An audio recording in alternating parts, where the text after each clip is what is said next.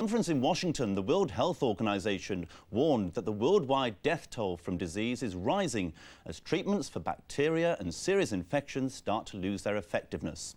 Richard Slee reports. During the next hour, 1,500 people will die from infectious diseases. Most will be children and working-age adults, and most will live in developing countries. Worldwide, infectious diseases still represent a great amount of mortality. And looking in developing countries, they represent 45% of all mortality among all age groups. In many cases, the deaths could be prevented for less than the cost of a few bottles of aspirin. Half of all infectious disease deaths are among people under 44. According to the World Health Organization, rice production in Asia is slowed each year as 30,000 workers in rice paddies catch Japanese encephalitis. The WHO are working to convince governments that illness causes poverty just as much as poverty causes illness, so that national policies reflect sound health programs.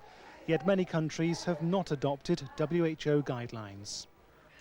In a new assessment of infection's global toll, the WHO found just 6 illnesses are by far the main killers: tuberculosis, malaria, measles, diarrhea, AIDS, and acute respiratory diseases like pneumonia and flu. And the impact of these infectious diseases reaches far beyond impoverished countries. Malaria has already reached the USA, and with global warming, the spread of other diseases is unlikely to be reversed. Killer infections can spread globally with a simple airplane ride. Viruses are also becoming worryingly resistant to vaccines and other treatments. What we're seeing is diseases increasing, and understanding that the minute we let down our guard or decrease the resources in infectious diseases, they return.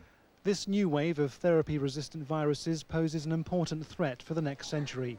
According to the Global Health Council, countries should quickly readjust their views on what constitutes public threats.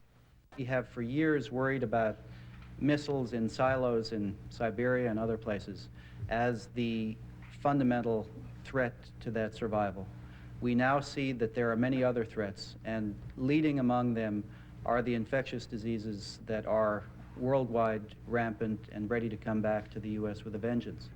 For now, developing countries are the most brutally affected by infectious diseases. Although doctors already have low-cost methods of preventing many of these illnesses, they're not readily available in most impoverished areas. And until some countries make public health a more important priority, the death toll is likely to continue to rise well into the next century. Richard Slee, ITN. Well, tennis now, and Tim